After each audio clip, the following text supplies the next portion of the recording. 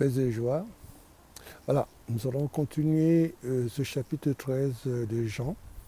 Nous nous sommes arrêtés au verset 19 avec le lavement des pieds.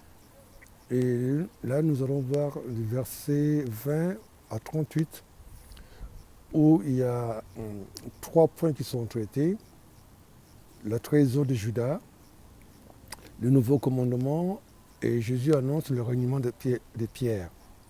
Alors, le verset 19, il est terrible parce qu'il commence Jésus fut troublé à son esprit. Alors, pourquoi Jésus devait être troublé? Mais c'est parce qu'il aimait Judas. Il essayait encore de récupérer Judas. Il l'aimait, il voulait le sauver. Mais malheureusement, Judas, il n'avait pas compris. Il avait vendu son maître pour l'argent. Mais Jésus nous disait déjà dans Matthieu 6, verset 24, « Nul ne peut avoir deux maîtres. » Et l'argent. À cause de l'argent, il avait vendu son maître. Il avait du mal à faire marche en arrière. Souvenez-vous déjà à Béthanie, chapitre 12, verset 1 à 5, lorsque Marie nettoyait et lavait les pieds de Jésus avec du parfum, il s'est plaint, mais oh là là, qu'est-ce qu'on gaspille, et cet argent, on aurait pu vendre ça et donner ça aux pauvres. Mais il disait ça parce qu'il volait un peu l'argent de la caisse comme il était caissier. Et Jésus le savait, il a dit, non, tu sais, Judas, les pauvres, vous en aurez toujours, mais moi, vous n'aurez pas.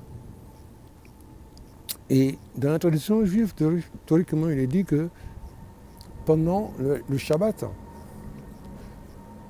le papa donne à son enfant, à son dernier qu'il aime le plus, la bouchée. On voit que Jésus a donné la bouchée à Judas pour lui dire que Judas, je t'aime. Hélas, Judas était déjà sous l'emprise de Satan et il est parti. Et Jésus n'a pas voulu l'humilier justement. Il aurait pu dire aux autres que voilà, c'est lui qui va me trahir. Mais il a dit seulement, va faire ce que tu dois faire. D'ailleurs, Jean d'ajouter que les autres n'avaient pas compris. Ils ont cru que comme il tenait la caisse, et il est parti faire des petites courses. Et Jésus n'a pas voulu l'humilier encore jusque-là. Mais Jésus l'a aimé jusqu'à la fin, pour lui donner une chance. Malheureusement pour lui, il était déjà sous l'emprise de Satan. Voilà comment Judas va renier Jésus, hélas pour lui. Donc, le pauvre Judas, il est parti parce qu'il était sorti de la lumière pour rejoindre les ténèbres. Mais entre la lumière et les ténèbres, il n'y a pas de coexistence. Il était perdu. Ensuite, nous voyons du verset 33, je crois, du 33 à 36, 35, je crois. Jésus nous parle de nouveaux commandements. Alors, dans l'Ancien commandement, on le voyait déjà dans le livre de Lévitique, au chapitre 19, verset 18, je crois. Il dit que tu aimeras ton prochain comme toi-même. Mais Jésus, là, rajoute une chose. Aimez-vous les autres comme je vous ai aimé.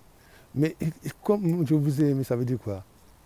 Il va le dire dans Jean 15, je crois. Il y a de plus grand plaisir à donner sa vie pour ceux qu'on aime. Lui, Jésus, va donner sa vie pour nous. Il n'y a pas de plus grand amour que de donner sa vie pour ceux qu'on aime. Comme beaucoup de martyrs qui sont morts pour leur foi. La plupart des apôtres, ils ont compris ça par la suite. Ils ont donné leur vie pour l'amour de Dieu. Cet amour gratuit, agapé. Ils ont donné leur vie. Et Jésus rajoute une chose. C'est dans l'amour que vous aurez les uns par rapport aux autres qu'on saura que je suis le Fils de Dieu. Vous serez capable de vous pardonner. Oui, aujourd'hui, malheureusement, nous vivons un monde, alors que nous sommes des chrétiens, mais nous sommes séparés. C'est malheureux, parce que Christ n'est pas divisé. Comme le disait Paul dans l'Épître aux Corinthiens. On me dit que certains sont de Paulos, d'autres de Paul, d'autres de Képhas. Qui d'entre nous trois a été crucifié? Qui a porté la croix? Christ est un, il n'est pas divisé. Et si nous sommes tous de chrétiens, ça veut dire des disciples de Christ, nous devons être unis. On verra d'ailleurs que Jésus va prier dans Jean 17 l'unité qui soit un, pas divisé. Dieu ne divise jamais. Celui qui divise, c'est le mauvais. Alors, là encore, c'est très important de comprendre ce message. Le nouveau commandement. Aimez-vous les uns les autres comme moi je vous ai aimé. Je vous ai aimé et je suis allé jusqu'à la mort parce que je vous ai aimé. Et le troisième cas, maintenant qu'on va aborder, c'est la trahison de Pierre. Alors Pierre, lui, il est assez particulier. En fait, Pierre disait toujours ce que les autres pensaient mais qu'ils n'osaient pas dire. Et souvenons-nous dans Matthieu 16, chapitre 16, verset, je crois, 15 à 20, lorsque Jésus pose la question, mais pour vous, que suis-je? Ah, il est le premier à répondre. Il dit, mais tu es loin de Dieu. Tu es le Fils de Dieu. À Jésus de lui dire, mais Pierre, ça ne vient pas de toi, c'est mon Père qui te l'a rappelé. Et puis, quelques secondes après, Jésus lui parle de sa passion. Et Pierre, il lui dit, ah mais non, pas de question, il ne t'arrivera pas. Parce que Pierre, en fait, il regardait avec son regard d'homme, par l'intérieur. Il comptait beaucoup sur sa propre force. Pierre, il a toujours été valeureux. Hein? Et lorsque Jésus marche sur l'eau, mais il dit la même chose. Hein? Mais dis, si c'est toi, mais dis-moi que je marche. Alors Pierre s'est mis à marcher sur l'eau.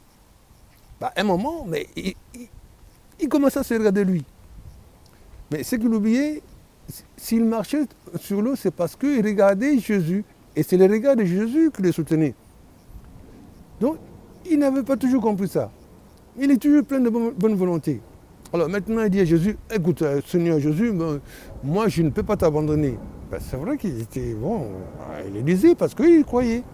Il croyait sur sa propre force. Il dit, moi, je ne veux pas te renier. Oh, moi, je te suis partout. Et Jésus lui dit, mon pauvre Pierre, avant que le coq ait chanté, tu m'aurais renié 3 fois. Parce que Pierre avait besoin d'être humilié. Et il a compris ça. Quand il a renié 3 fois, Pierre a pleuré. Vous voyez, par la suite à la résurrection, Pierre n'osait plus regarder Jésus. Lorsque dans Jean 21, Jésus lui pose la question, Pierre, m'aimes-tu? Je suis sûr qu'il n'osait pas regarder Jésus. Il a dit, tu sais que tu connais mon cœur, tu sais que je t'aime. Comme il a été blessé 3 fois par ce reniement, et Jésus par 3 fois lui a posé la question pour le relever. Et Pierre a compris cela. Voilà, nous arrivons à la fin de ce chapitre où Jésus nous dit, aimez-vous les uns les autres comme je vous ai aimé. Comme je vous ai aimé. Et puis les Judas, retenons, nul ne peut avoir 2 maîtres. Il haïra l'un et l'autre. Voyez toutes ces divisions qu'il y a dans nos familles à cause de l'héritage, à cause de l'argent. Les familles sont divisées. Regardez ces problèmes de coronavirus là. À cause de l'argent, on veut tuer des gens. Prions le Seigneur pour qu'il nous donne encore son regard, pour qu'on puisse regarder les autres comme nous-mêmes. Il dit, ne faites pas autrui ce que vous ne voulez pas qu'on vous fasse. Comme je le disais, c'est aime ton prochain comme toi-même, c'est aussi ne fais pas autrui ce que tu ne veux pas qu'on te fasse. Amen, alléluia, on continue nos pas à pas. À bientôt.